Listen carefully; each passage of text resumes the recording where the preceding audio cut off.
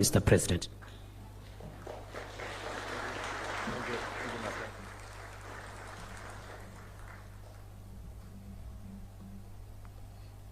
Thank you very much, Abraham. Please, let's take our seats. Just for good record, my deputy was not scheduled to come to this meeting because by the time we put together this meeting, he didn't have the job he has. So I just ambushed him here and told him to remain behind for this meeting because it is an important meeting. And I must say, a good professor, that if there was an examination on your first assignment, I can say you have passed with very good colors. Because at the very least, you understand why we are here. There are many who would not understand why we are here. And in the past, I have tried. When such difficult subjects as the economy and taxes are being discussed, not many people want to participate because it's a very difficult subject. It's not very popular. And so populists don't like hard stuff. I'm very happy that you at least pick 4 items. That is very good.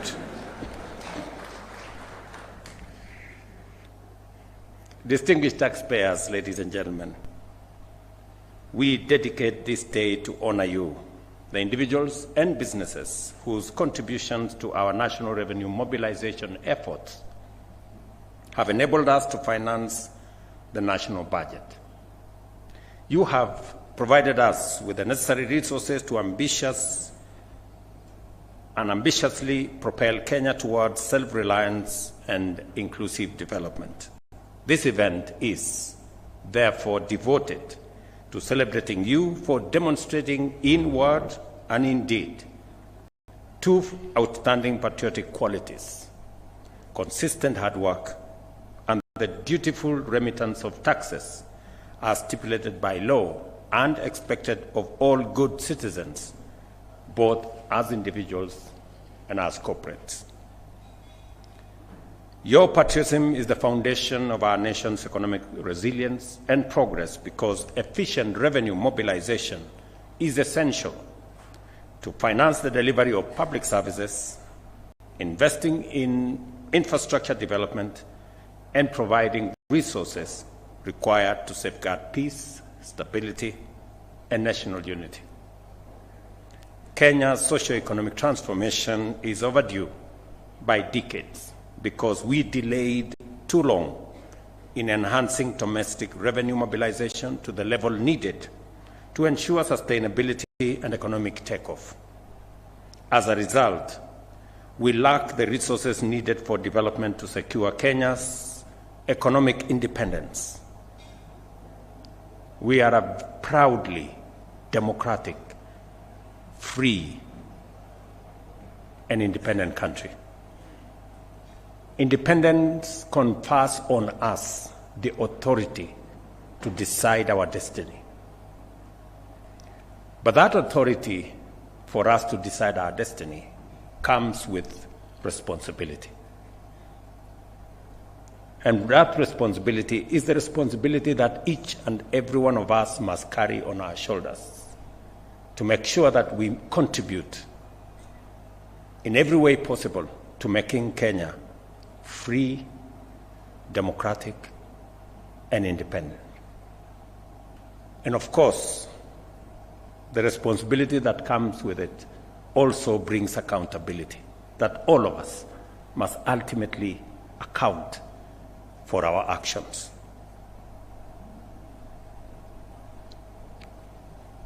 Let me say this, that we've lacked the resources needed for development to secure Kenya's economic independence while employment continues to affect our youthful population with over 5 million young people, men and women, seeking employment, and more than 850,000 entering the labor market every year. These are staggering numbers, that we have 5 million young people out there and 850 million join them every year. We have to be intentional, we have to be deliberate in making sure that we create real jobs for these young people. It is the reason why housing is a priority for us, because it creates jobs. It is a reason why investing in technology, in the digital space, in the 100,000 kilometers of fiber optic is a priority, because it creates digital jobs. It is the reason why making sure that we have bilateral labor agreements across many countries is a priority, because it creates jobs. And it is the reason why our county aggregation, special economic zones, and the current conversation we are having about how do we enhance our manufacturing capabilities is a priority, because it creates jobs. Similarly, our nation has suffered from a severe housing deficit, which has pushed the cost of housing beyond the reach of many urban workers, forcing them to live in crowded, unsanitary, and often insecure dwellings. Our farmers have worked tirelessly, but have yet to benefit from improved agricultural techniques, post-harvest loss mitigation, economies of scale, value addition, and export manufacturing. And it is the reason why we are expanding and deploying more resources in that space. Additionally, our country's vast potential to be competitive in the digital economy, creative industry, and innovation has remained largely untapped due to underinvestment in both technical and vocational education and training, as well as in the necessary digital and ICT infrastructure. Again, it is the reason why we sat around a table in this very space here with our ICT ministry, with the Communication Authority of Kenya, with Kenya Power, to make sure that we use our Kenya Power network across Kenya to piggyback and drive our fiber optic footprint around Kenya. Further, endeavors to ensure the health of our people by providing high-quality health care have been undermined by limited access and high costs, because medical facilities have been few and under-equipped, while treatment has typically overwhelmed majority households' budgets and exacerbated hardship. And it is again the reason why we are rolling out our universal health coverage, a very bold initiative. And I promise you, it's going to succeed, because I can already see the signs of success in our universal health coverage plan. At the same time, our economic growth has faced major challenges from within and without, including rising energy prices and interest rates, severe impacts of climate change, and geopolitical upheavals, factors that have driven up commodity prices and significantly increased our debt burden. We have been navigating uncharted waters for a while now, with more than half of our revenues going to service debt, and thus denying us resources for development and for critical services. The bold policies outlined in our bottom-up economic transformation agenda aim to drive shared prosperity by reducing the cost of living, enhancing labor productivity, and creating millions of jobs annually. This is why we are investing in developing high-capacity value chains such as agriculture, micro, small, and medium enterprises, housing, healthcare, the digital superhighway, and the creative industries. To execute these transformative strategies, we agreed with the people of Kenya to take very difficult but necessary decisions to restore economic stability and guarantee fiscal sustainability in the short and medium term as the first step towards setting our nation on a path to economic prosperity. We also resolved to radically reduce non-priority expenditure and eliminate wastage to ensure that every shilling of national revenue goes as far as possible to deliver for our citizens. I have had my CS for National Treasury speak here. I'm not responsible for his eloquence or his firmness. I think he has just seen the reality of where we are and that we must move together. You and your team, John, have my full support as you lead the way in making sure that we explain ourselves to the people of Kenya on matters that require domestic mobilization. And I agree with you entirely in what you have said.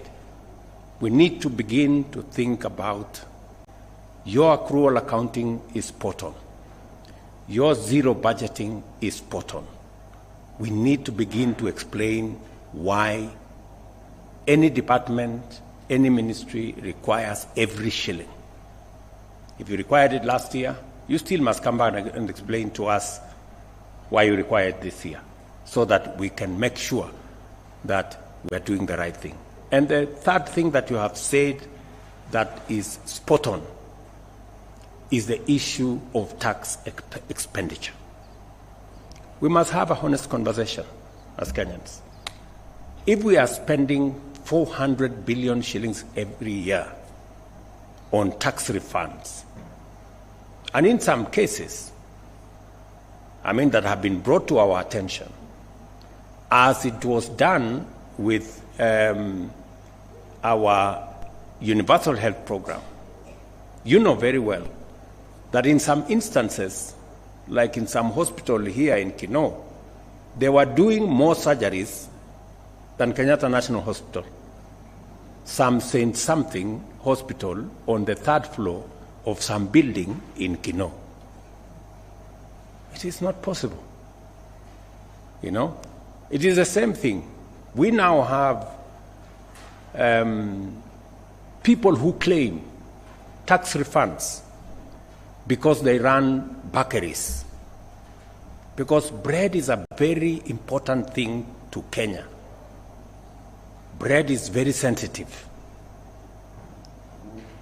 And we are paying a lot of money to many bakeries. But you know what they are doing?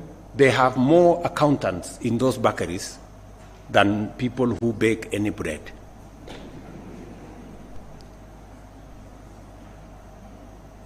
The same way, one hospital I know had more accountants than medical staff because they were gaming the NHIF.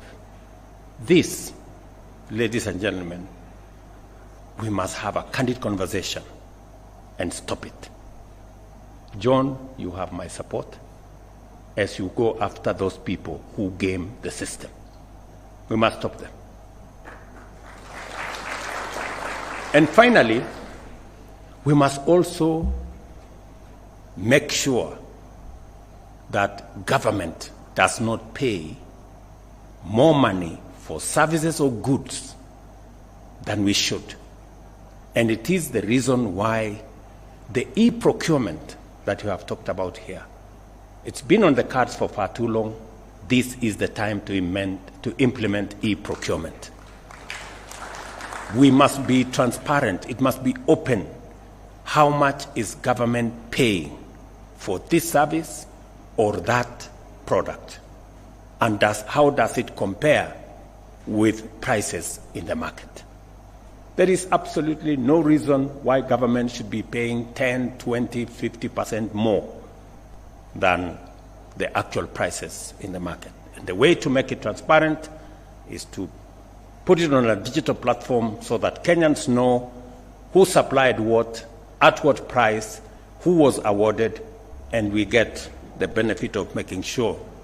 And this morning, I made a telephone call, and your PS knows we already have a team that is working with our colleagues from Indonesia who have done a wonderful job on making sure that e-procurement works. We must learn from best practice and make sure that we too as a country move in the steps that will make Kenya accountable and deal firmly with issues of corruption in government. Additionally, we are committed to significantly increase domestic revenue mobilization by ensuring that every eligible taxpayer contributes their fair share to support development and services, with no one, and I mean no one, evading their duty or benefiting unfairly from others' contribution. I am pleased to announce that our collective efforts are yielding positive results. In October 2024, this year, the chairman, the CG have said this: inflation dropped to 2.7%, the lowest in 17 years.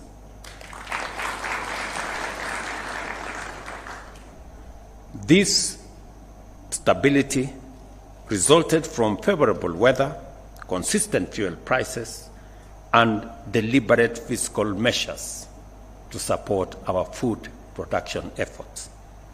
Our currency, on the other hand, has strengthened against the dollar, moving from 160 in January to 129 in October, and our GDP grew by 5.6 in 2023, up from 4.9 in 2022, indicating a solid economic recovery trajectory. To sustain this progress and promote fairness, we must enhance equity and effectiveness of tax revenue mobilization. This means that our tax measures must be fair and every eligible entity must pay.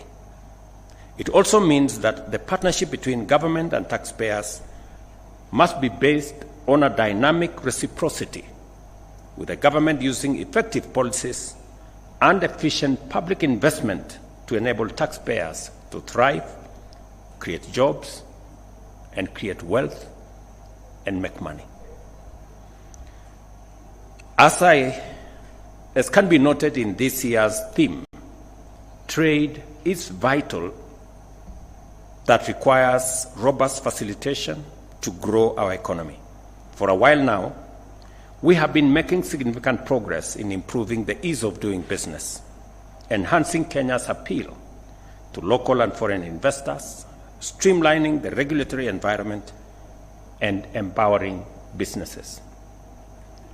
I'm sure next week the National Treasury will be forwarding proposals that John spoke about to Parliament for us to create a better environment for us to do business.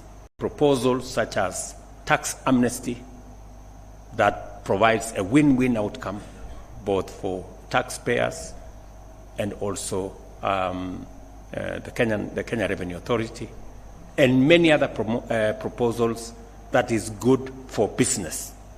Because when business is doing well, we can collect more taxes and we can all do well. We have resolved to establish a fair tax system that relies on simplicity and transparency to encourage compliance. Consistent collaboration between the National Treasury, the Kenya Revenue Authority, and other stakeholders has provided a robust platform for the development of inclusive policies, especially for micro, small, and medium enterprises. And I must commend our judiciary for setting the parameters for engagement between the public and government agencies.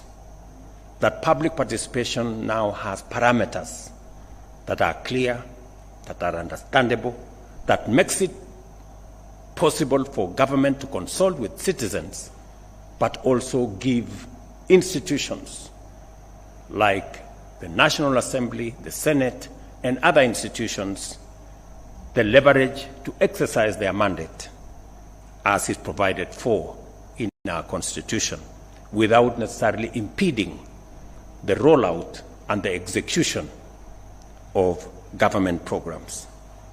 Kenya's current revenue collection is significantly below the East African Community target of 25% of GDP.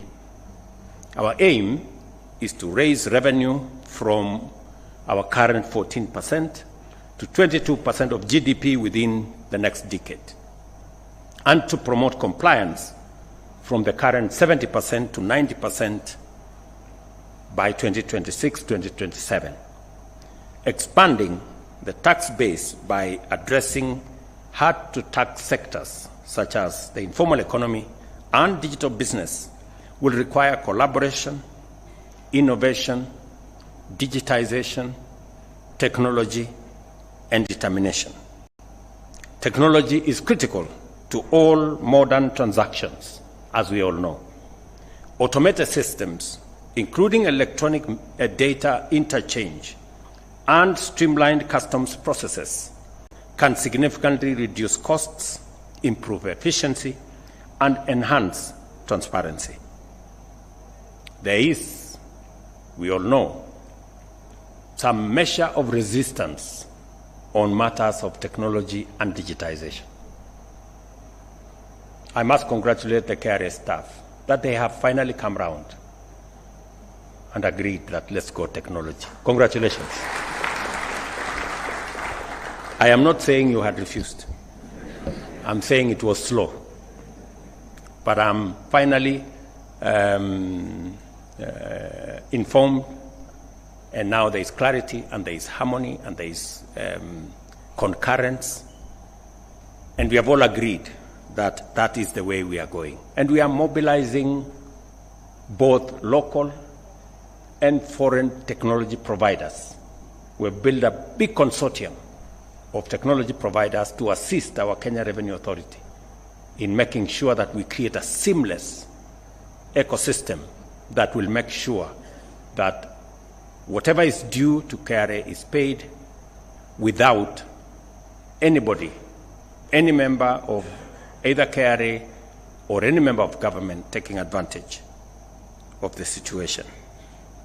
Through effective use of artificial intelligence, machine learning, and the new Gava Connect API, KRA will enhance service delivery, transparency, and also reduce tax evasion.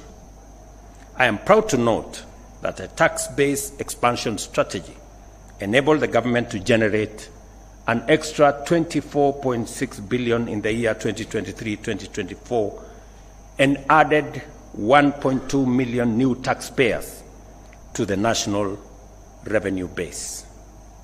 In particular, the strategy has succeeded in bringing landlords into the tax net through the monthly rental income program, and likewise enhanced systems, including the electronic tax invoice management system, have reduced VAT fraud, enabling us to mobilize 314 billion from over 280,000 VAT registered taxpayers.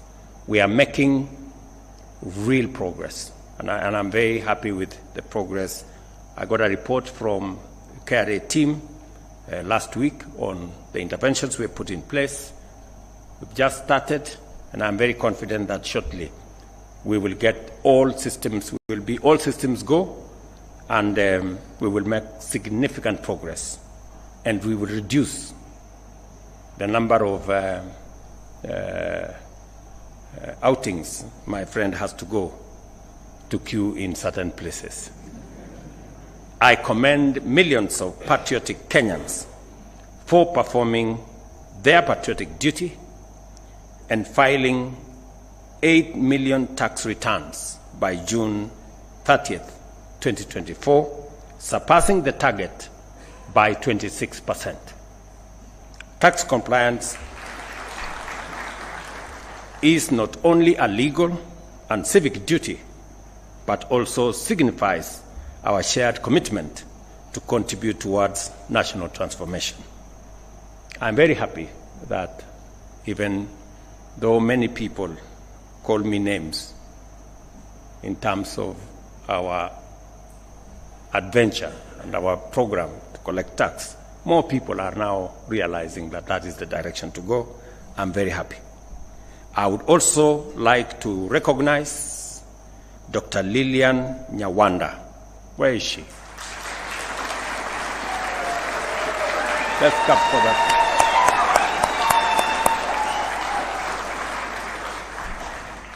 Congratulations, Lillian, Commissioner for Domestic Taxes. Commissioner for Customs and Border Control, for all the efforts that you're doing and your team. We recognize those efforts and we commend you. Let me also recognize Mrs. Rispa Muthoni Simiyu, Commissioner for Domestic Taxes. Where is she? There. And your team for your outstanding performance in surpassing your tax collection targets by 105%. Congratulations. Madam Nyawanda surpassed her target by 102%. Through better infrastructure, inclusive services, and increased wealth and job creation, we are laying the foundation for rapid national transformation. This is why we must all take a stand against tax evasion and corruption, which continues to pose significant challenges. Tax evaders should not be allowed to hide resources owed to the people of Kenya while benefiting from public services.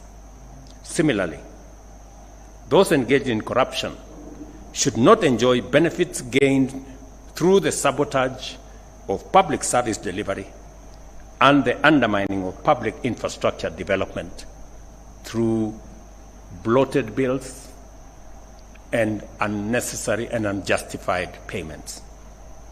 I urge Kenyans to take advantage of KRA's iWhistle platform, which enables the public and staff to report malpractice, and I commend those who have done so already by reporting 883 cases, which led to the recovery of 4.3 billion Kenyan shillings. To all those who made reports, I want to say congratulations, you are true patriots of the Republic of Kenya. Additionally, 255 KRA staff members have been investigated.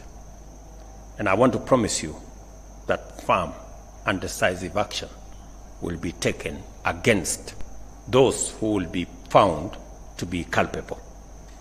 It is critical for us to uphold integrity, to secure public confidence, motivate tax compliance, and promote efficiency and accountability. This is the way to ensure that every shilling of taxpayers' money is fully applied to its intended purpose. I reiterate my undertaking to remain a responsible steward of public resources and to ensure that no funds entrusted to the government will be lost under my watch. We have made significant progress in enhancing transparency and efficiency through digital solutions to combat theft, wastage, and corruption, and we remain committed to furthering this effort to assure Kenyans of maximum efficiency in resource utilization. Today, we launch KRA's 9th corporate plan, a 5-year roadmap focused on improving efficiency, service delivery, and compliance through technology and process optimization. I commend KRA and the National Treasury for their work in developing this plan and urge them that nothing except the full implementation of this strategic plan shall be acceptable by me. Accordingly, I call upon government agencies to cooperate fully with KRA in strengthening revenue mobilization. Once again, I salute the distinguished taxpayers of Kenya and extend the appreciation of a grateful nation for your patriotic contribution to national self-reliance and transformation. I congratulate each of the outstanding taxpayers recognized today and say that your exemplary tax compliance is a model of committed nation building. As we celebrate you, we honor the critical contribution of every taxpayer of our nation's self-reliance and to our collective efforts to build a prosperous and resilient future. It is important that we work together, and I'm very proud of this moment that we are making steps towards ensuring that we collect every shilling that we can and appropriate it properly and use it for the intended purpose and make sure that it is put to good use.